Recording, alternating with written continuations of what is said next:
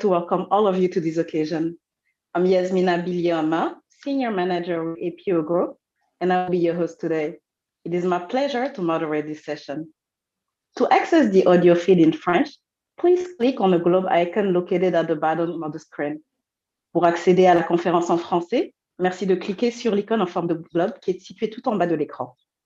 On the path to recovery from COVID-19 and in the lead-up of the UN International Day of Forest, which will take place on March 21st, Revolve has organized the Cities for Forest Day today in partnership with APO Group so that journalists from Africa, Asia, Europe, and the US learn more about the value of forests, not only to ensure climate change resilience, supporting human well-being, biodiversity restoration, and much more.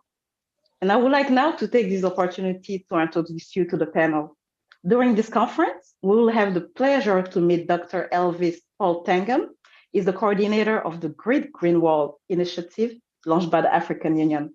And we will also dedicate some time to Tadashi Matsumoto, head of the Sustainable Urban Development Unit at OECD. And finally, we'll have the pleasure to meet Nicole Polsterer, Sustainable Consumption and Production Campaigner at Fern. The program for this exceptional press conference is as follows. Our speakers will share a 5-minute presentation, followed by a 40-minute Q&A session.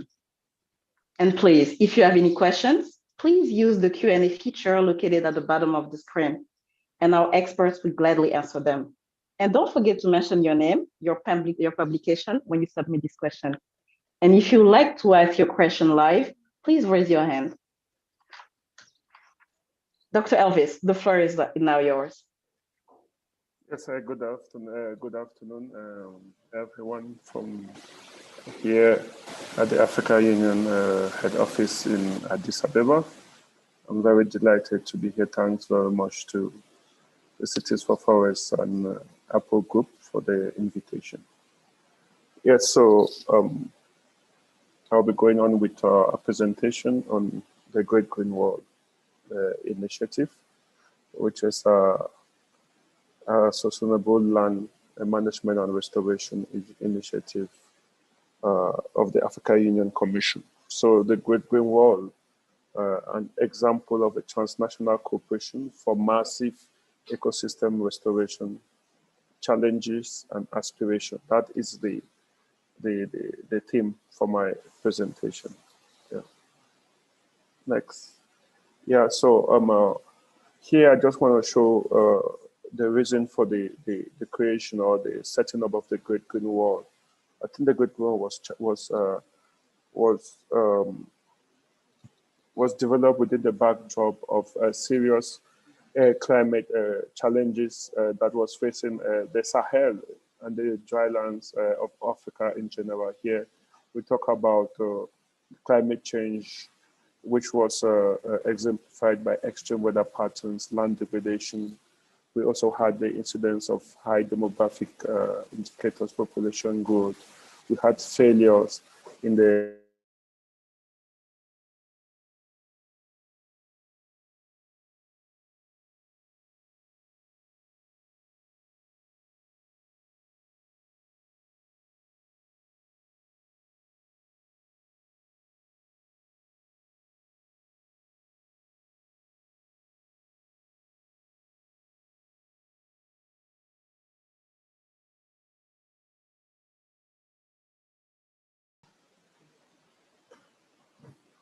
Hello. Yes, Dr. Elvis, we lost you for a bit, but you can go ahead.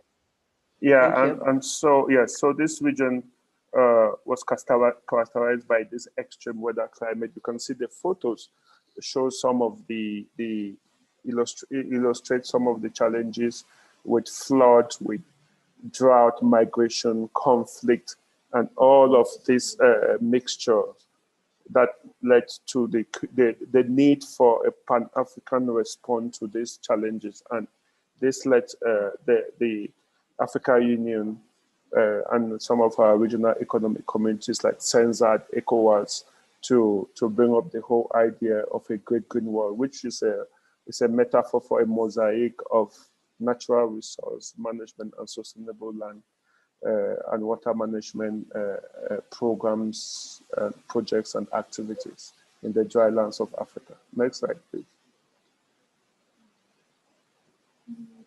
Yeah, so what I want to show here is to show that another reason for the creation of the Great Green was not only about the problems or the challenges, the extreme weather challenges that was facing the region. It was also about making use, leveraging the huge natural resources that existed that was neglected for a very long time, especially during the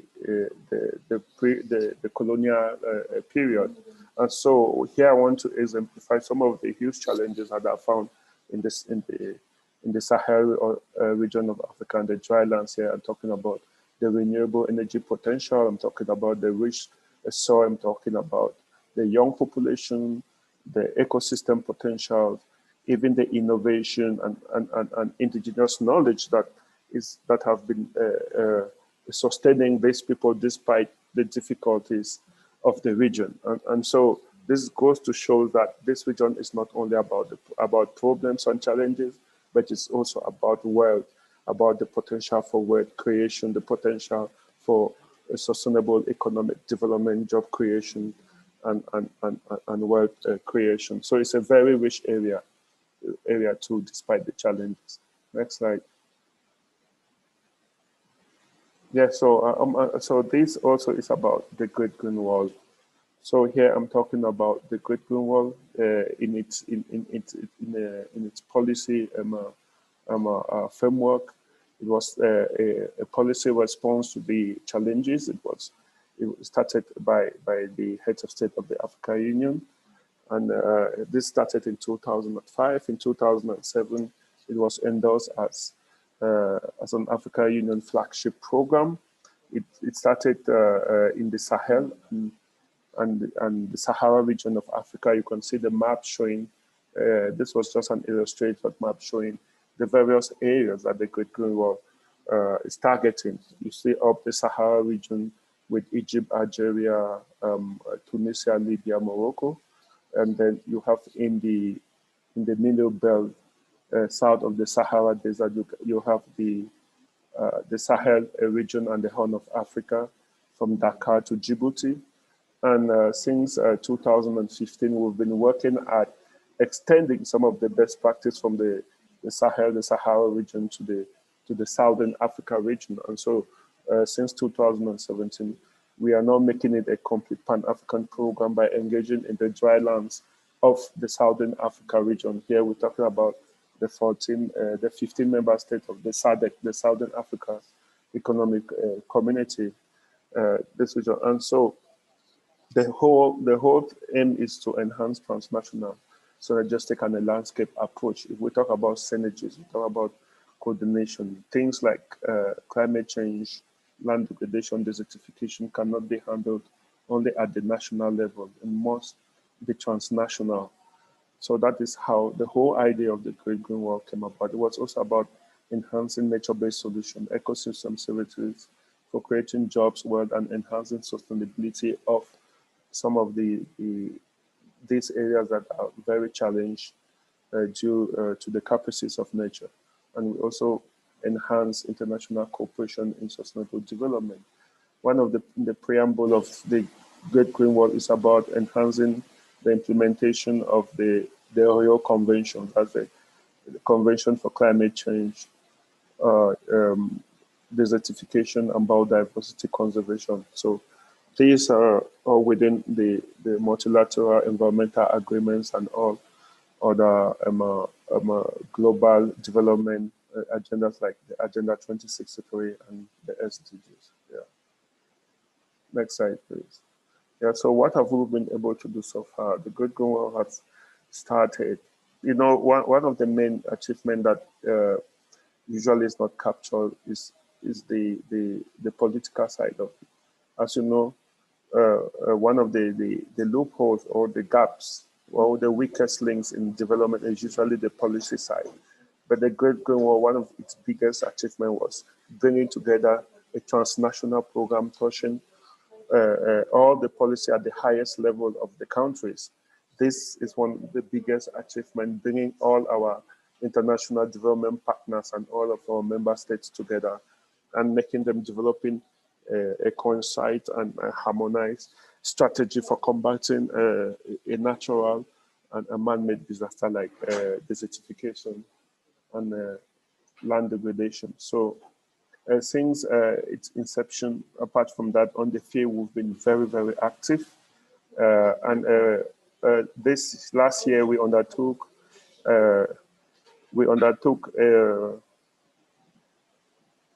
the impact assessment of the Great Green Wall, and these were some of the preliminary reports with approximately 11 million beneficiaries that have been touched, more than 5,000 small farmers that have been supported in multi-purpose gardening and climate-smart agriculture.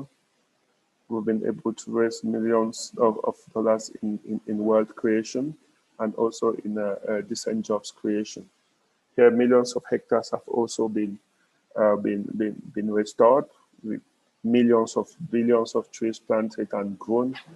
We've introduced new technology to support sustainable land management and land restoration. You can see the images there of the appropriate technology. The Delfino tractors are a type of tractors that was created by scientists, which would not impact the soil, but would support in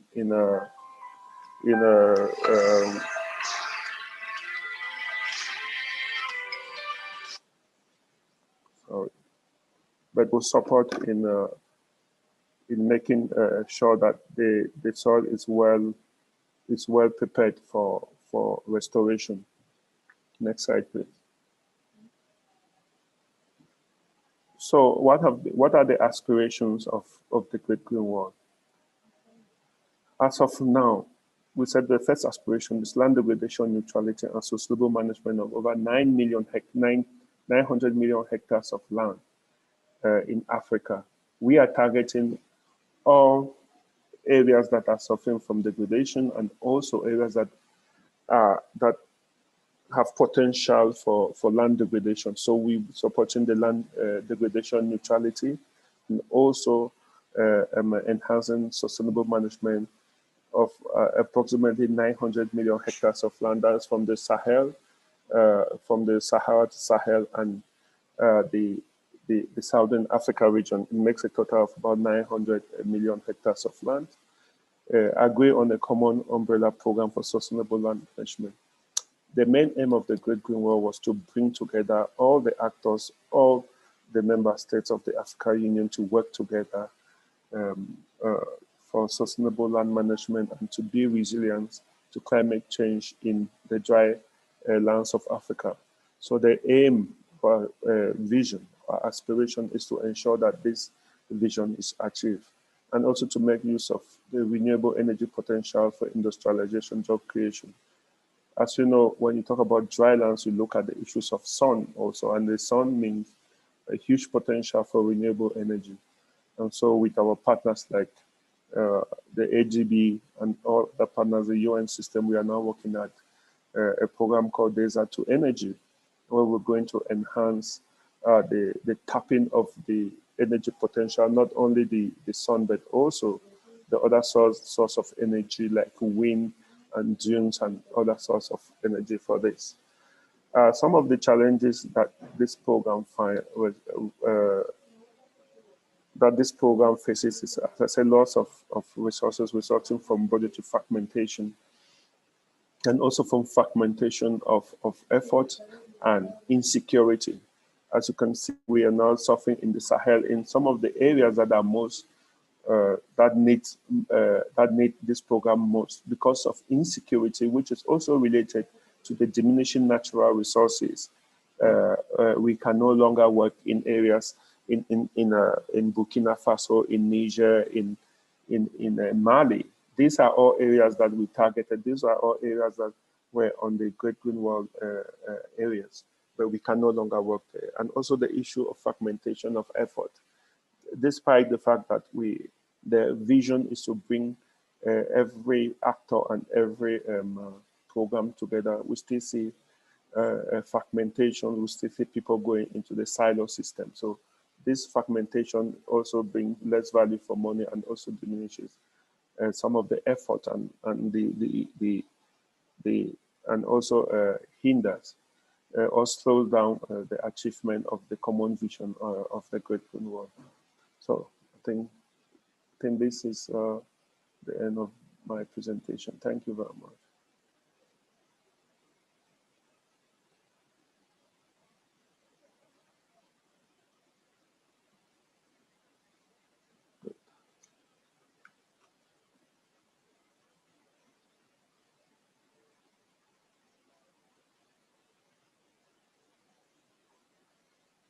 Hello, Yasminu.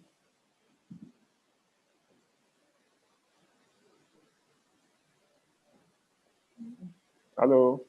Thank you, Dr. Elvis, for this very insightful presentation. Now we are going to give the floor to Tadashi Matsumoto. Tadashi, you can go ahead. Thank you. Sure. Thank you very much, Yasmina. So with my 5 minutes, I would like to contribute to the discussion by presenting first the climate urgencies, and then second, how can mayors and ministers tackle these climate urgencies in cities. So the first slide, the climate challenge is not a challenge for the future. It's a challenge for now. Let me present two new data from the OECD Metropolitan Database. Next slide, please, which covers 600 plus cities, mainly from the OECD countries. First, since 1970, due to global warming, cooling needs have increased by almost 25% in OECD cities. As you see, in European cities, for example, like Athens, the cooling degree days more than doubled. And as you see, a lot of red dot, which represents cities, which had a increased cooling needs. The second slide, going to the next slide, is concerned with the tree cover. Can you go to the next slide, please? The no, sorry, I skipped one. Excuse me. Yes, excuse me. Yes. So this slide actually is showing during the last 3 decades, the tree cover has declined in more than half of OECD cities, with the most severe impact in Latin America, in North America and Australia.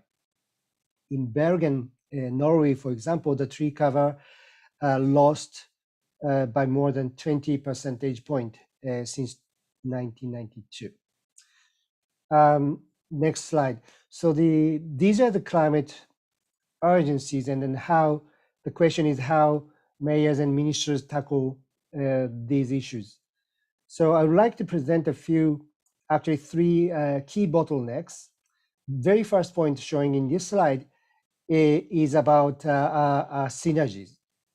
So it's critically important to seek synergies between development and environment, not seeing them as a trade-off. Indeed, the good news is that the COVID-19 recovery plan presents a unique opportunity for green investment in cities. The important point is that many research shows that investment in green infrastructure would deliver remarkable health and well-being benefits, as well as creating a job, in addition to increasing climate resilience in cities. So to identify this sort of co-benefit is quite important. But here's a bottleneck. The data available is not always recognized by policymakers, mainly due to sectoral silos. Next slide, please. The second point to stress is that cities cannot drive sustainable urban development alone, because it's a shared responsibility across all the levels of government. Actually, 2/3 of all the urban mitigation potential are somehow the responsibility of national or state government, in case of federal states. However, here's another bottleneck. So our research shows that only 11% of the country that we surveyed gave extensive attention to climate resilience in their national urban policies. Next slide, please. The third point I like to highlight is aligning policies across metropolitan area and also across sectoral scales. So let's take Paris and Rome as an example here. Urban forest policies in two cities must be very different because, simply due to different administrative boundary settings, as you see. So in Paris, of course, the city of Paris is relatively small compared with the urban agglomeration. So here again, another bottleneck. So there's a lack of common vision and coordination mechanisms across neighboring cities within the same metropolitan area, especially across different scales, because sometimes transport, you have a metropolitan planning, but it's very sectoral. It's not like a comprehensive climate plan. So to summarize, although we face climate urgencies, and then also there's a huge opportunity for green investment, a reality is that we are still facing traditional sectoral silos and coordination challenges. The overall message today, I think, is we must not miss the building back greener opportunities that the COVID-19 recovery represents. So here are the key options. The first, we should provide more evidence to support urban leaders in their decision making, particularly the evidence on social and economic benefits. Second, to enhance the role of national urban policies to mainstream climate action. And then third, aligning policies at metro and cross-sectoral scale. So thank you very much. The last slide is just to show the reference and the following materials for more information. And I'm very happy to the question and answering session. Thank you very much for your attention.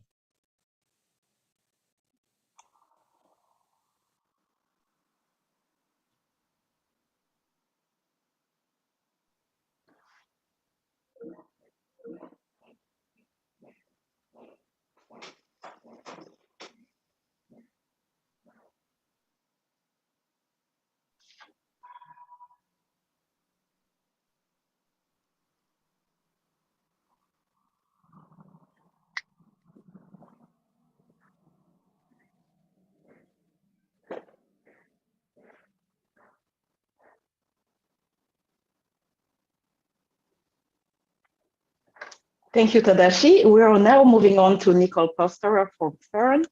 Please, Nicole, the floor is yours. Thank you very much, Yasmina. And please bear with me a minute while I'm sharing my screen. I have my presentation on my desktop. Just a second until I set it up.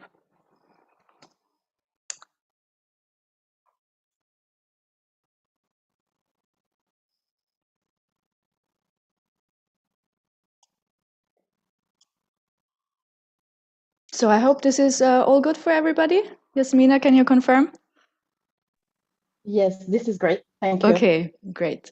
So I was asked to speak today about imported deforestation.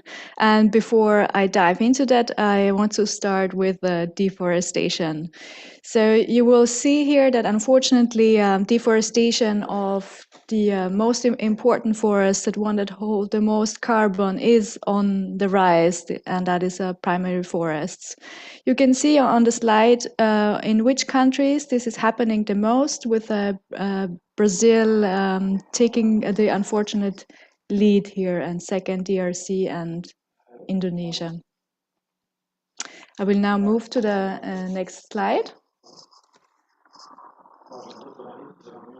Yes. And what are the causes of deforestation globally? So 80% of deforestation is happening because of agriculture, and half of that around is for shifting agriculture, but half of this is for commodity-driven, large-scale, intensive farming, and this is most likely a driver for permanent deforestation. So once forests are converted for fields, they're likely to stay fields and never return to forests. So what is happening and what are the leading causes for this conversion for farming? The leading driver in agriculture is actually cattle. You see how high the figures are, and it's followed by a distant second for palm oil and soya. You will then see other commodities such as cocoa. And what does this all have to do with imported deforestation? Well, the European Union and of course also other important markets such as China are importing a lot of these commodities for consumption in their countries. Beef, they import palm oil directly, but it's mostly hidden because they go into biofuels. They go into almost every product that you will see on a supermarket shelf. So in food products such as cookies, pizzas, but also in shampoos and other products. It's ubiquitous. You will find it in almost every product in the supermarket. Another hidden ingredient is soya. We import it a lot in the European Union to feed our animals, our livestock, which we then eat. So it's very much a hidden problem. And of course, cocoa, which we eat in chocolate. And the EU is one of the major markets for it. It's handling 80% of chocolate. Either it's importing for its own consumption or it re-exports it to the US and other markets. So let's look at imported deforestation in the EU a little bit closer. You will see here that, and apologies if the slide is a bit small, I will look at my other screen where I can see the figures a bit bigger, is that the major commodities are actually the crops we import. So the ones that have the biggest deforestation footprint are the crops. They're either for food or for feed, and also some other uses such as fuel that I mentioned. And you can see what kind of footprint is associated on the slides. In total and over a time series, researchers have found, and this is quoted in the European Commission's own study, is that the EU is the leading, has caused 10% of deforestation through importing commodities. Fern, our organization, we have done our own studies a few years back, and we've tried to break down the imports of these commodities and products into European Union countries, trying to find who holds the most power and, so to say, is the most responsible. Back at the time, we have looked specifically at illegal deforestation. And you will see on the slide that, some countries have more responsibility than others and are leading importers on some of these commodities, such as leather is a big commodity for Italy, palm oil, big one for the Netherlands. And in general, it is such that the Netherlands holds a particular function in the EU. It's often the first port of import. So not everything that goes into the Netherlands stays into the Netherlands, but when you look at trade figures, they're always on top because they have big harbors and a lot goes through Netherlands and then goes through other countries. But today we do not want to talk only about the problems. I also want to allude to a potential solution. And the solution cannot be that we leave companies go on doing business as usual, because we have seen that company voluntary action is not enough. We've seen a rise of commitments against deforestation in supply chains, but you will also see here on the slide that researchers have found that quite a significant number, almost a quarter of those that hold power over their supply chain in Europe do not have policies to address deforestation. There are also other studies which have shown that even those who have are actually not able or do not report on the tracing back to the of the imports of their commodities back to the farm level. So if they don't do that, it's really hard to know whether they have deforestation in their product. So what could be a solution? Given that companies are not acting on their own, there is a big campaign going on, and the European Union is considering it itself to pass regulation.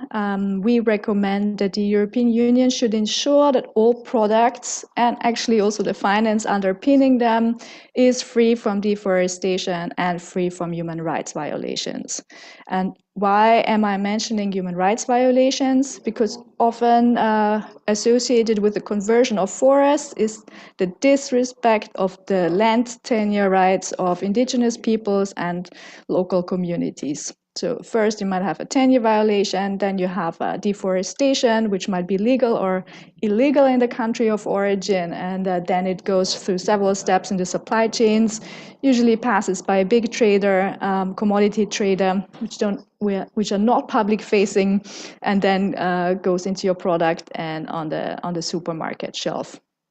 So we are asking that companies should be under the law and should exercise due diligence.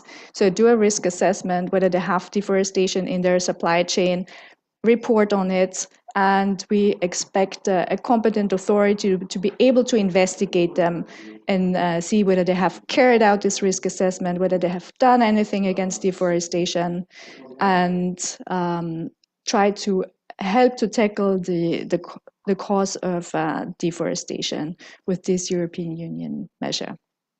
Thank you very much.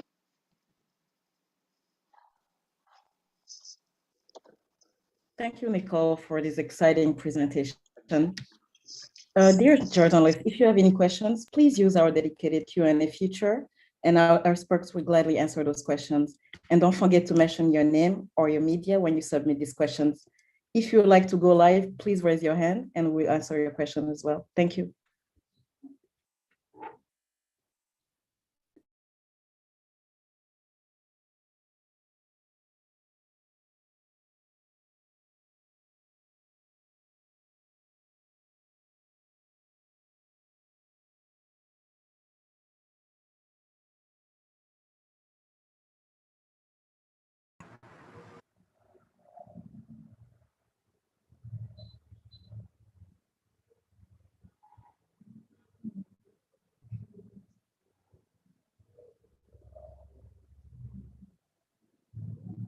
Hello, William.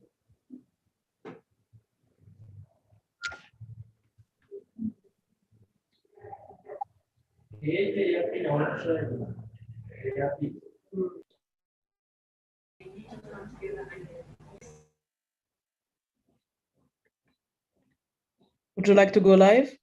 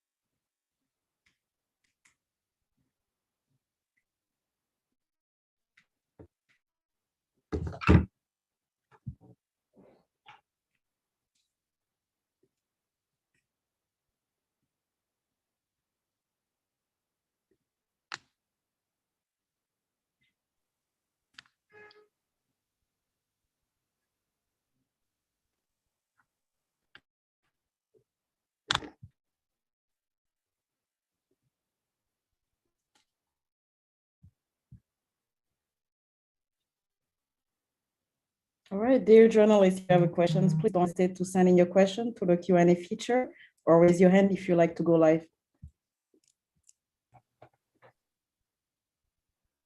All right, hi, Lloyd Phillips. Please introduce yourself.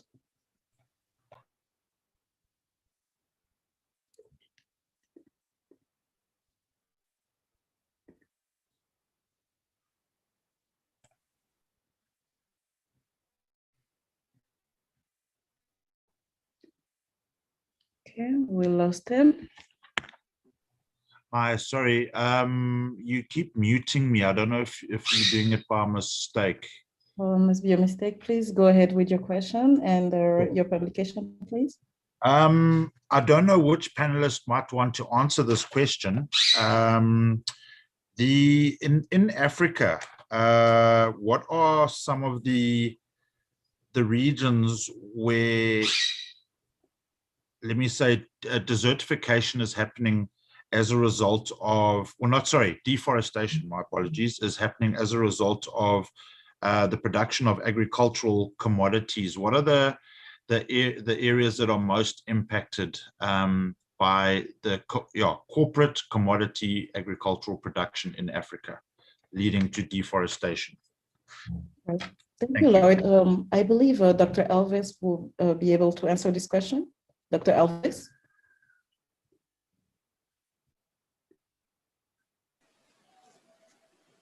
Hi, Yasmina. Yes, Lloyd. Good afternoon from Addis Ababa. You're talking about East Africa?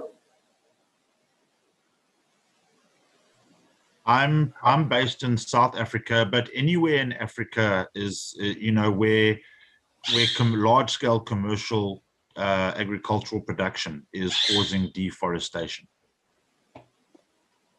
Yes, Lloyd. There is actually a lot of deforestation going,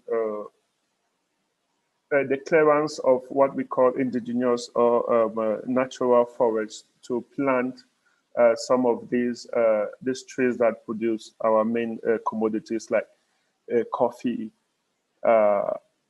cocoa, that are used for these commodities like chocolate and our coffee that we consume, and even tea. If you look in the case of Cameroon, where I come from, you see that there have been huge level of deforestation to plant these commodities, even like palms for the palm oil, which is one of a key commodity. And so when you come to Cameroon, when there is an increasing there's an increase in the need for more cocoa. When there is an increase, the victim of this is the clearing of all the tropical forests, the natural tropical forests, for planting of cocoa. When there is a need for an extension of the coffee plantation, the immediate thing that happens is the clearing of all the natural forests in this region, and both for things like palm, like the palm trees that produces the palm oil, that is a huge commodity for both for consumption and for cosmetics in the world. Yeah, so there's a lot of these things going on all over West and Central Africa, in Cote d'Ivoire, in Ghana, Nigeria, Cameroon, and all of these tropical areas that are the mainstays of crops like cocoa, coffee, bananas and palm and the palm tree, yes, and also the rubber tree. These are a huge amount of natural forest and a complete destruction of the natural ecosystem to plant these commodities and these trees. Yes, of course, there's a lot going on in Africa on that. Thank you, Doctor.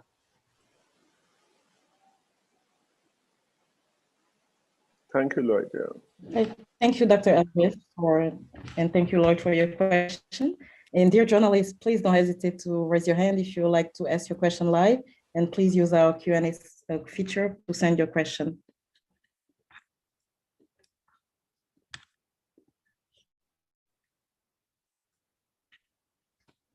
All right, we have a question from George William Kakuza. His question is, has there been any research made about Africa, East Africa, and Uganda in particular? Which one of our panelists would like to answer these questions?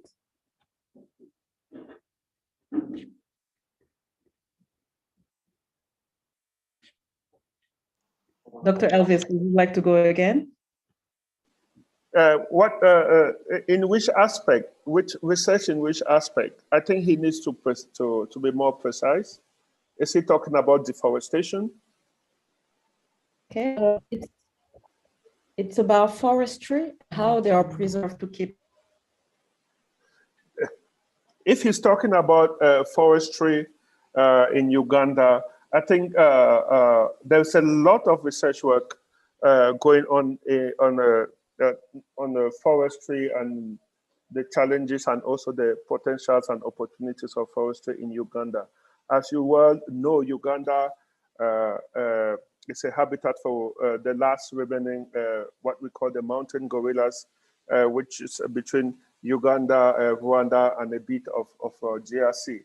So there's a lot of interest in Uganda as far as forest management and sustainable forest management is concerned. And Uganda of late have been highly affected by deforestation. There's a lot of publication and a lot of campaign about the need to safeguard the pristine habitat of the what we call the mountain gorillas and some of the chimpanzee and some of these primates that are actually red list, IUCN red list species, that is endangered species. And Uganda is one of those countries that have the opportunity of having some of the last remaining habitats of these species, but they are highly being pushed, and their ecosystem and their habitat are very much being destroyed because of agriculture and the expansion of human activities. Yes, there's a lot of data on deforestation in Uganda that I can link him up with colleagues in Uganda that he can talk with them. Yeah.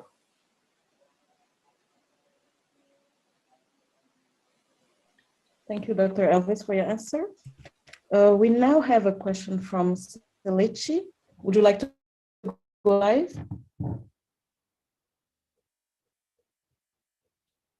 Selichi, can you hear us? All right, I'm now going to move on to Daniel Turune.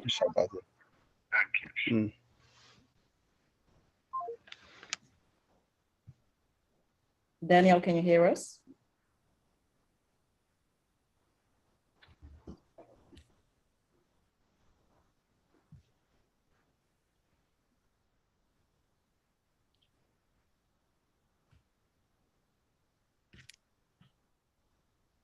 Okay, we have no other questions in the meantime.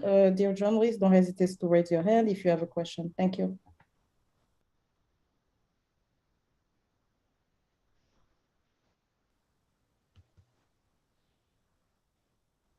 Hi, Danielle, I see you raise your hand. Could you please ask your question?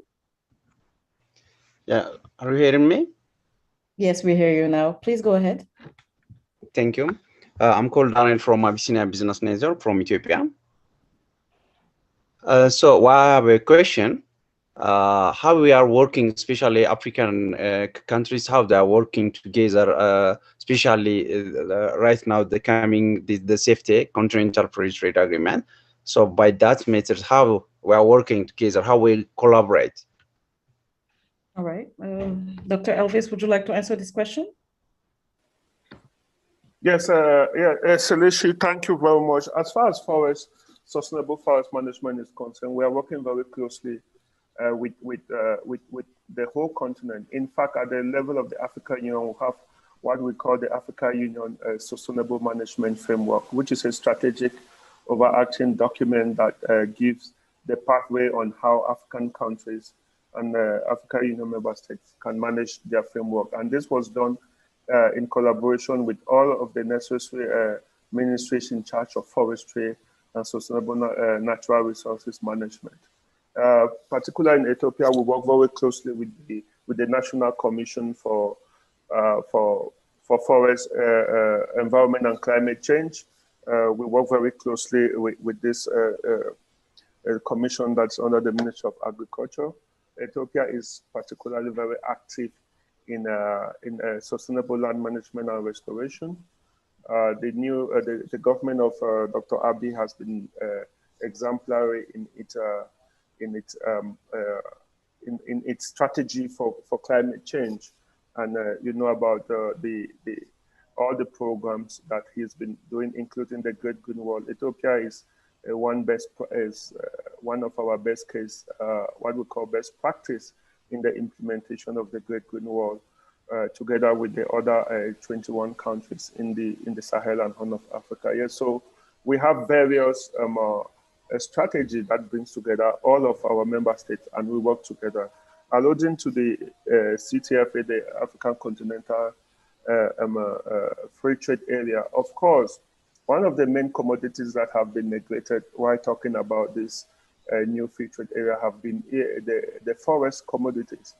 And you should know that about, from our estimate shows about 30 to 40% of our communities depend on forest products, and especially non-timber forest products for their main subsistence and income generation. I think this is a gap that we've been talking with the Secretariat in Ghana to see how they can fill, because there's a lot of focus on agricultural commodity, but actually a huge part of our population, more than 30% of our population depends on forest and natural resource, both for trade within and transnationally. And so this should be captured within the framework of the ACTFA. Yeah, so there's a lot of work to be done, but also there are lots of opportunities that we can leverage to enhance our Pan-African collaboration in things to do with forestry and natural resource management. So there's a lot of documents here at the African Union that you can always pass by. Of course, I can also give you some of the links online. Thank you very much. Thank you very much, Dr. Elvis. I see that Lloyd Phillips has raised his hand again. Lloyd, did you want to ask another question? Hi, yes, please. Thank you. This is addressed to Nicole Postera. With regards to, again, large-scale commercial agriculture leading to deforestation of natural forests, in the countries where it's happening, for example, Brazil, and I know there are a lot of other countries, how are these companies or large-scale farming operations able to get away with expanding, deforesting and then expanding their agricultural production? Do the governments not have the capacity or the will to actually stop this? How are companies just allowed to go ahead and do this? Thank you. Yes, thank you, Lloyd, for this question. And there are two parts to this answer.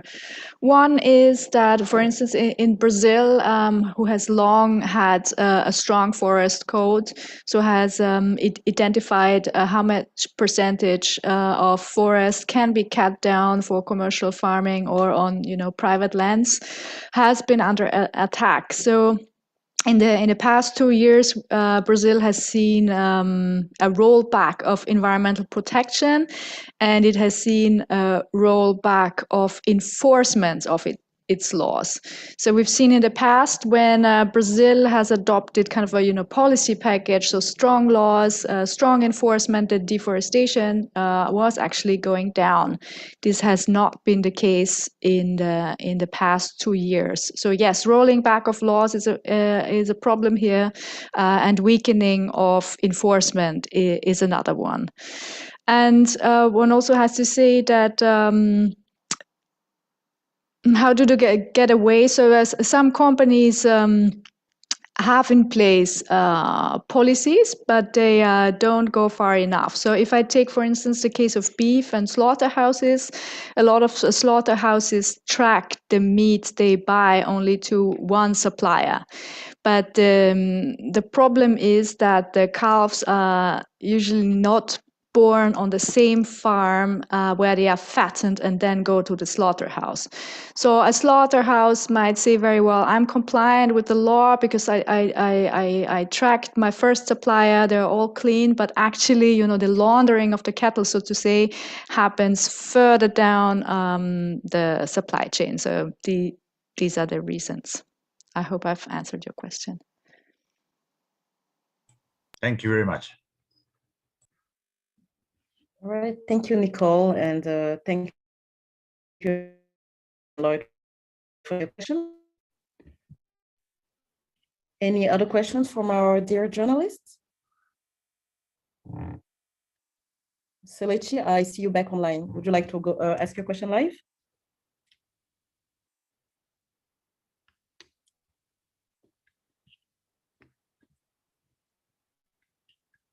All right, we don't have any other questions, so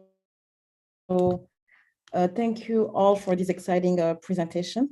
And dear journalists, thanks again for joining us. Media kits in English, French, and Spanish will be provided after the conference. Have a lovely day. Bye-bye.